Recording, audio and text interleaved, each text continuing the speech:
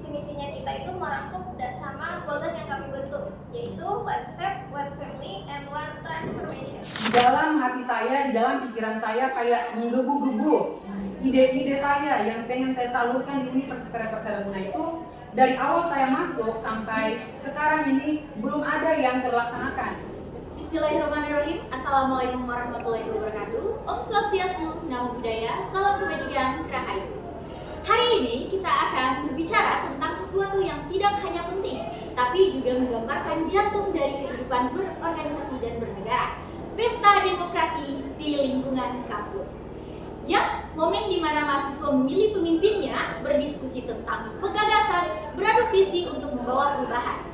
Sebagai miniatur sebuah negara, kampus memberi kita ruang untuk memahami makna kepemimpinan dan tanggung jawab sosial secara nyata. Dan melalui pesta demokrasi kampus, kita belajar menjadi warga negara yang kritis, beretika, dan siap memimpin masa depan. Bersama saya, Rafiana Saraswati, inilah Podcast Persada. Berbagi cerita, menggapai cita, dan bangun citra.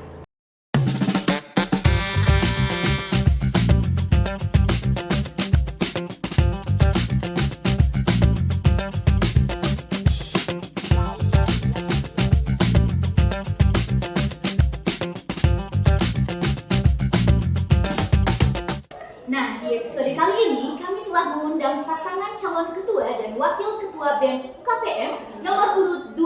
Selain untuk mengenal siapa sebenarnya mereka ini, kita juga akan mencoba sedikit mengulik mengenai visi misi dan juga pandangan umum mereka tentang dunia kemahasiswaan. Nah, tanpa berlangsung lama-lama lagi, langsung saja kita sapa bintang tamu kita hari ini. Halo. Hai. Nah, apa kabar? Baik, alhamdulillah. Oke, nah sebelum kita lebih lanjut lagi, bolehlah kalian sapa-sapa penggemar dulu, sampaikan, perkenalkan diri kalian ini siapa gitu kepada para pendengar kita. Silakan. Hai teman-teman, perkenalkan saya Putsa Indawati Nubriani. Saya mahasiswa program studi S1 Keselamatan dan Kesehatan Kerja dari Fakultas Ilmu Kesehatan tentunya di Universitas Karya Persada Muna. Langsung saja, kamu Yulvan. Silakan Yulvan. Hai teman-teman Persada, perkenalkan saya Laude Yulvan Saputra dari program studi S1 Manajemen, Fakultas Manajemen dan Bisnis Universitas Karya Persada Muna. Oke teman-teman, jadi kita di sini bersama dengan Alia dan juga Yulvan. Nah, Alia ini dari K3, program studi K3, dan juga Yulvan dari Manajemen. Oke, sebelum kita langsung ke inti, bolehlah kalian ini ceritakan siapa diri kalian ini di luar organisasi kampus. Dari saya dulu ya? Ya, boleh, silakan. Kalau saya sendiri berbicara tentang diri saya itu merupakan mahasiswa. Tentu saja mahasiswa, dan saya juga mempunyai kepribadian dulunya. Saya suka cerita-cerita ini kakak, suka sharing session, suka bergaul di luar. Tapi sekarang saya lebih ke arah menutupi diri. Dari situ saya belajar kayak, oh ini jati diri saya yang sebenarnya. Dulunya memang suka bergaul di luar, tapi sekarang lebih ke arah menutupi diri saja. Tapi kalau berbicara soal organisasi, saya kalau di kampus itu, saya berorganisasi pertama itu di Himpunan Mahasiswa Program Studi K3 sebagai sekretaris. Kalau untuk keduanya itu saya menjabat dan menduduki kursi ketua Badan Eksekutif Mahasiswa Fakultas Ilmu Kesehatan, tentunya di Universitas Karya Persada Muna pada periode 2024 sama 2025 ini. Oh iya, itu sebagai ketuanya. Oke, cukup. Silakan ke Yulvan mungkin. Oke, baik. Kalau untuk saya pribadi, kakak, kalau untuk di dalam kampus sendiri, mungkin kita mulai dari dalam kampus dulu. Saya itu dari pertama kali masuk di Universitas Karya Persada Muna ini, saya langsung masuk ke anggota kepengurusan BEM juga sebagai bagian kesenian. Itu tahun 2023-2024, dan untuk periode kedua juga di 2024 ke 2025 saya juga masuk sebagai kesenian lagi. Jadi saya duduk di bagian BEM kesenian itu selama 2 periode.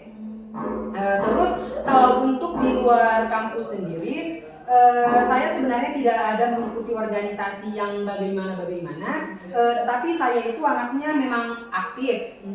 Saya juga di luar kampus itu suka mengikuti lomba-lomba modeling, dan saya juga itu penari. Ya, jadi bukan hanya di luar kampus saja, tapi di kampus juga saya memang sudah dijadikan penari inti ya kayaknya di UKPM sini. Nah, jadi itu sih Kak kalau untuk di luar kampus dan di kampus ini sendiri. Oke teman-teman, jadi bisa dinilai ya kalau Alia sama Yolvan ini pribadi yang tadinya introvert langsung ke extrovert. Tapi kalau Yolvan kayak pribadi yang sudah extrovert sekali karena dia mengikuti banyak sekali kegiatan ya teman-teman. Oke, saya juga penasaran apa sih motivasi kalian itu yang membuat kalian itu mencalonkan diri sebagai ketua dan juga wakil ketua BEM UKPM? Oke, baik, balik ke pertanyaan awal tadi, motivasi untuk mencalon sebagai posisinya saya kan calon wakil ketua BEM.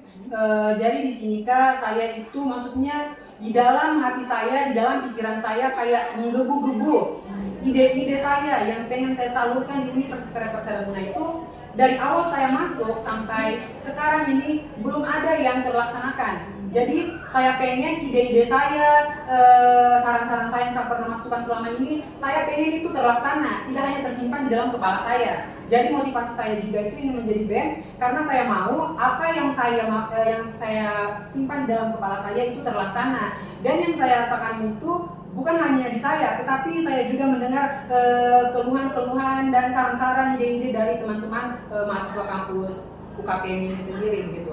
Oh, jadi kurang lebih ini juga menjadi apa ya, jembatan ya antara teman-teman ke pihak kampus ya. Iya. Oke, kita lanjut lagi. Kita penasaran sama visi misi kalian dan juga pandangan kalian itu tentang mahasiswa. Jadi bolehlah ceritakan kepada pendengar kita apa visi misi kalian itu sebagai BEM universitas. Gitu.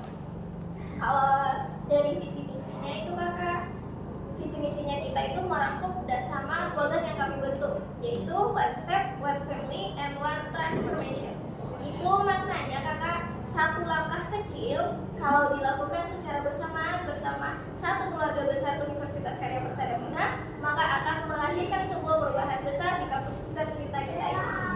Jadi begitu Kakak. Kalau untuk misinya kami itu ada, sebenarnya yang kami rancang itu ada beberapa poin, tapi yang bisa kami sampaikan itu pastinya untuk menjadi jembatan aspirasi mahasiswa dari mahasiswa untuk mahasiswa kepada mahasiswa juga. Jadi jembatannya itu dari mahasiswa, aspirasinya disalurkan ke bagian dosen pembinanya di kampus ini. Jadi iya, di rektoratnya. Jadi itu kita tidak untuk menekan mahasiswa dan tidak menekan juga rektorat, tetapi untuk saling mengerti satu sama lain. Oke, keren ya teman-teman visi misinya. Beri kita applause dulu untuk paslon berdua. Oke, kalau berbicara tentang visi kalian ya, tentunya di dalam kampus itu pasti banyak sekali isu-isu yang ada di kepala sama persepsi dari mahasiswa-mahasiswa. Nah, menurut kalian ini, pandangan kalian, isu apa yang paling penting yang ada di dalam kampus dan bagaimana cara kalian itu menangani isu tersebut, isu kemahasiswaan seperti itu? Kalau yang saya dengar ya, isu-isu dalam kampus itu masing-masing fakultas punya nama tersendiri, punya julukan tersendiri. Iya begitu. Contohnya kayak Fakultas Ilmu Kesehatan itu kan saya dulunya menjabat di ketua BEM-nya. Jadi saya itu jadikan Fakultas Ilmu Kesehatan bahwasanya di sana fakultas keluarga. Iya. Tapi di fakultas yang lain juga pasti berbeda Kakak. Jadi saya maunya menyampaikan atau menjadikan Universitas Karya Persada Muna ini sebagai rumah. Iya, sebagai rumah satu fakultas ya. Rumah satu keseluruhan fakultas ini Kakak. Bukan berbeda-beda pandangan tapi satu pandangan dan satu jalan. Oke, jadi ingin apa ya? Lebih mendekatkan mendekatkan per fakultas yang tadinya sendiri-sendiri yang punya nama sendiri. Jadi ingin satukan supaya menjadi satu rumah yang utuh, ya begitu ya. Oke. Berbicara juga tentang visi kalian ya teman-teman. Tadi kan sudah kalian sebutkan visi misi kalian. Nah, apa perbedaan visi kalian itu dengan kandidat lain? Bolehlah kasih tahu pada teman-teman mahasiswa. Pertanyaannya kan apa perbedaan visi misi kami sama kandidat lain? Nah, kalau untuk visi misi kami berdua itu Kak menyusun visi misi itu yang masih sekiranya bisa dicapai sama kita semua, tidak terlalu tinggi dan tidak terlalu rendah juga. Setidaknya itu visi dan misi kami itu kami rancang itu memang sesuai dengan kebutuhan mahasiswa sekarang ini, sesuai dengan apa yang pernah kita dengar selama 2 tahun kuliah ini. Kebetulan saya dan calon ketua saya juga itu kita sama-sama semester 5, jadi sama-sama sudah menjalankan studi selama 2 tahun. Jadi dari situ sudah pasti kami tuh mendengar keluh kesah dan saran-saran dari teman-teman yang belum sempat didengar juga. Jadi kami membuat visi misi itu tidak terlalu tinggi dan tidak terlalu rendah juga, setidaknya bisa memuaskan atau setidaknya teman-teman yang lain juga tuh bisa merasa dihargai dan didengar masukan-masukan dari mereka gitu. Jadi mungkin kalau untuk spesifiknya lebih sederhana saja. Keren sih, tidak terlalu tinggi dan juga tidak terlalu rendah, yang bisa kita gapai saja saat ini ya. Karena kalau semisal juga kita buat terlalu tinggi, kan tidak mungkin ya kita itu hanya membuat janji-janji begitu. Apalagi kan kita masih mencalon ya, masih mencalon, jadi mungkin visi misinya itu yang sekiranya mungkin untuk 1 tahun ke depan itu masih bisa kita laksanakan, tidak hanya omong kosong. Kalau memang ada pergerakan-pergerakan baru lagi, mungkin itu kan bisa kita bicarakan apabila kita sudah terpilih, amin, terpilih menjadi ketua dan wakil ketua BEM Universitas Karya Persatuan. Keren. Kalau untuk tadi ya menjembatani mahasiswa, kalian kan juga sudah kurang lebih 2 tahun ya kuliah di UKPM sini. Nah, saya mau tanya pandangan kalian tentang hubungan antara BEM Universitas itu dengan pihak rektorat, karena kan tadi kalian bilang ini menjadi jembatan ya. Jadi mungkin bagaimana pandangan kalian antara hubungan antara pihak rektorat dan BEM Universitas? Kalau pandangan kami mungkin Kak, pandangan kami berdua itu badan eksekutif mahasiswa ini harus menjadi bagian, maksudnya harus menjadi bagian yang paling mengerti dari segi mahasiswa, kebutuhan mahasiswanya atau dari segi luarnya. Jadi kalau di rektorat juga harus saling mengerti antara BEM sama antara organisasi mahasiswa yang akan dilaksanakan apa-apa saja kegiatannya. Jadi harus saling mengerti keduanya Kakak. Kalau hanya satu saja yang mengerti, susah nanti Kakak. Komunikasinya sama. Jadi antara rektorat sama mahasiswa atau organisasi mahasiswanya itu harus saling melengkapi satu sama lain. Keren sih. Kalau untuk ini ya, mahasiswa itu berbagai macam karakternya. Ada juga mahasiswa yang apatis terhadap organisasi, ya kan? Bagaimana kalian menyikapi mahasiswa yang apatis terhadap organisasi ketika kalian terpilih sebagai BEM Universitas? Kalau untuk mahasiswa yang apatis ya, yang kurang peduli terhadap organisasi mahasiswaan, mungkin kita bisa melalui pendekatan terlebih dahulu sama mahasiswanya itu Kak, dengan cara kita melakukan suatu program itu, tapi kita libatkan juga mahasiswanya. Jadi bukan hanya kepengurusan BEM-nya saja yang dilibatkan, tetapi mahasiswanya juga. Karena menurut saya kalau sesuatu yang kita libatkan atau mahasiswa yang kita libatkan ke dalam suatu kegiatannya, kita pasti akan mereka akan berpikir juga Kakak, oh saya dilibatkan, berarti saya juga merasa penting di sini, berarti saya punya rumah di sini, begitu. Keren ya untuk cara sikapi bagaimana dengan mahasiswa yang apatis ya. Nah, kalau semisal tadi kan ada apa Bi yang kalian bilang tadi, ketika antara pihak kampus dan juga Ormawa ini harus pintar-pintar koordinasi, saling melengkapi. Nah, misalnya ada kebijakan kampus yang tidak sesuai dengan pikiran-pikiran mahasiswa. Nah, apa yang akan kalian lakukan sebagai BEM Universitas? Dari kami tentunya kita tidak anarkis ya Kakak, karena kita mungkin main tenang saja, dingin begitu. Caranya kita menyikapi itu ya kita buat suatu forumnya itu forum forum diskusi antara rektorat sama kami, dan juga pasti ada perwakilan mahasiswa yang dikatakan. Jadi di situ disampaikan apa yang menjadi keluh kesahnya mahasiswa, dan juga tentunya dari pihak rektorat saya yakin dan percaya bahwa mereka tidak egois juga Kak. Jadi pasti mereka kalau sudah mendengar aspirasi mahasiswa, keluh kesahnya mahasiswa, pasti mereka juga kayak mengerti. Kan kalau kita mau melakukan aksi, tidak mungkin kita aksi saja kan, karena harus ada suatu diskusi dulu yang kita bangun sama pihak kampus ini. Jadi tidak langsung kita masuk ke jalur aksi, tapi kita lebih ke pengarahan ke diskusi terlebih dahulu. Iya, forum terbuka Iya, gitu ya. Oke. So far yang saya nilai ya sebagai host di sini, kalian keren sih sejauh ini tentang visi misinya dan juga pandangannya. Nah, ketika kalian terpilih nanti, apa program konkret ketika 100 hari terpilih menjadi BEM Universitas Karya Persada Muda, apa kira-kira? Untuk yang bisa kami jangkau itu perkiraan dari kami ya. Kalau kami terpilih, untuk yang bisa kami jangkau pertama dalam 100 hari itu 2 program konkret. Yang pertama ada media aspirasi online. Jadi kami itu membuat media aspirasi online, atau di situ bisa seluruh mahasiswa menyampaikan aspirasinya atau gagasannya tadi lewat media online itu, platform digital namanya. Oh iya.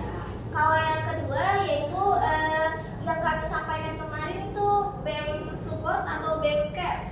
BEM support atau BEM care itu bentuknya seperti kita menggalang dana bagi mahasiswa yang terkena bencana musibah atau entah apapun itu, nanti kondisinya nanti kita pakai BEM care itu Bapak. Kita akan laksanakan program kerja itu, karena yang kami pikir kalau dalam 100 hari itu mungkin bisa itu yang kami laksanakan, 2 program konkret itu. Oke, jadi ketika terpilih nanti paslon nomor 2 ini program 100 hari setelah terpilih ya, ada apa tadi? Ada media online, media aspirasi online dan juga BEM Care atau BEM Peduli ya. Oke, keren. Sejauh ini ya, siapa sih tokoh yang menginspirasi kalian sehingga seperti ini? Teman-teman boleh lah berbagi atau sharing sama kita tokoh favorit saya. Aku tanya dua-duanya. Baik, untuk toko ya, saya sendiri itu dari awal masuk kuliah di Universitas Karya Persada Muda ini, itu hari kan ada yang namanya itu PKKMB. PKKMB itu hari kami itu disuruh buat papan nama. Itu hari kalau tidak salah kakak sendiri juga. Apa namanya? Panitianya. Di situ yang saya tulis di gantungan nama saya itu tokohnya itu presiden kita yang ke-7 Jokowi, Bapak Jokowi. Sorry. Jadi saya itu sangat suka dengan beliau. Beliau itu dari awal kan dia itu bukan langsung jadi orang besar.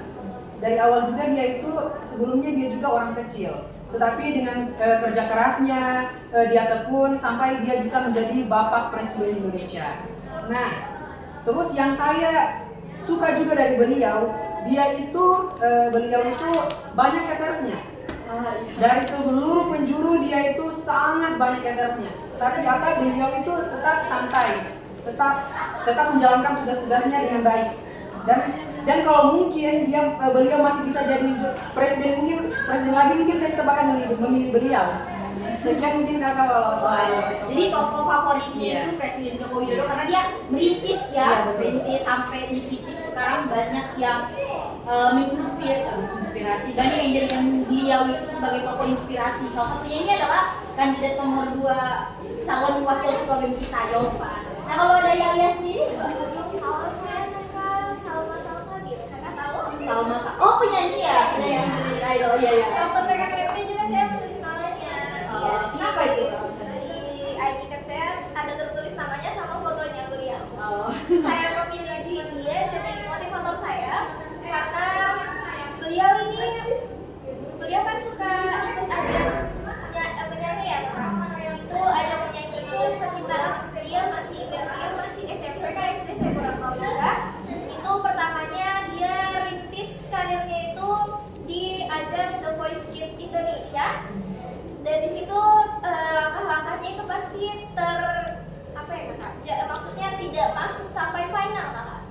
pasti hanya terhambat di 9 besar, 10 besar dan lain sebagainya. Nah, selama itu 10 tahun kemudiannya 10 tahun setelah ajang terakhirnya itu kakak, dia vakum dari ajang kompetensi lomba menyanyi itu yang disiarkan di TV. Dia vakum 10 tahun kakak. Tapi setelah itu dia mulai lagi mengikuti lomba tersebut, yaitu Indonesian Idol. Nah, di situ dia sudah menjadi juara satu Indonesian Idol tersebut. Jadi menurut saya kenapa saya pilih dia, karena dia bukan dia memang vakum dari apa yang dia hobikan, tapi dari vakumnya itu ternyata diam-diam dia mulai mengembangkan kembali apa yang menjadi memang hobinya dia. Jadi dia dari kegagalannya tadi dia tidak berhenti dari situ, justru belajar dan semakin belajar lagi. Nah, saya lihat juga kayak ceritamu tadi yang tadinya seorang yang pendiam, ya. Kamu bilang tadi kan, seorang yang pendiam terus karena belajar jadi bisa sedikit. Sekarang ini tadi pas openingnya kamu bilang dia jadi yang tadinya introvertnya. Tadinya itu kakak bergaul sekali. Oh, tadinya bergaul sekali. Tadinya bergaul sekali. Sekarang lebih karena menutupi diri kakak. Oh, terbalik ya, jadi dari ekstrovert ke introvert. Oh, begitu. Oke, jadi teman-teman, sebelum kita tutup ini, apa kata-kata atau pesan kalian untuk mahasiswa UKPM? Nah, mungkin dari siapa dulu? Alia dulu. Oke, silakan. Kalimat atau pesan saya untuk mahasiswa Universitas Karya Persada Muna, mari sama-sama membangun keluarga besar di Universitas Karya Persada Muna ini. Jangan berbedakan pendapat. Memang semua orang beda-beda pendapat, tapi di balik pendapat itu pasti ada satu jalan atau jalan kunci untuk menjadi jembatan mendapati satu pendapat yang sama dalam rumah kita ini. Oke, kalau Yolvan apa ini pesan-pesannya untuk para mahasiswa UKPM? Pesan saya untuk seluruh mahasiswa Universitas Karya Persada Muna, sebenarnya tidak jauh-jauh dari pesan dari calon ketua saya tadi. Mungkin untuk tambahan saja, pokoknya untuk seluruh mahasiswa Universitas Karya Persada Muna itu tetap semangat, jangan pernah putus asa. Pokoknya di Universitas Karya Persada Muna juga kan itu banyak sekali menyediakan UKM. Jadi kalau misalnya kalian tidak semangat, coba itu tunjukkan bakat-bakatnya kalian. Di Universitas Karya Persada Muna kan UKM-nya itu banyak. Salah satunya itu ada mersing band, ada paduan suara, ada karya tulis ilmiah. Coba kembangkan lagi itu apa yang ada dalam dirinya kita, begitu. Jangan kita berhenti di situ saja. Jadi semangat. Oke, terima kasih untuk Alia dan juga Yolvan pesan-pesannya. Nah, tidak terasa ya, itulah tadi bincang-bincang kita di episode kali ini bersama paslon nomor urut 2 guys. Namanya itu Bu Saina Alia dan juga Lauden Muhammad Yolvan. Oke, semoga momentum ini menjadi salah satu indikator pendukung bagi paslon dan mahasiswa UKPM untuk menentukan pilihannya tentang siapa calon ketua dan wakil ketua BEM UKPM yang terbaik untuk periode 2025-2026. Nah, itu dia tadi, saya Raffena Saraswati selaku host atau pemandu acara mengucapkan terima kasih banyak. Terima kasih juga untuk Alia dan juga Yolvan yang sudah datang bincang-bincang dan sharing untuk para pendengar kita. Saya tutup, billahi taufiq wal hidayah. Wassalamualaikum warahmatullahi wabarakatuh.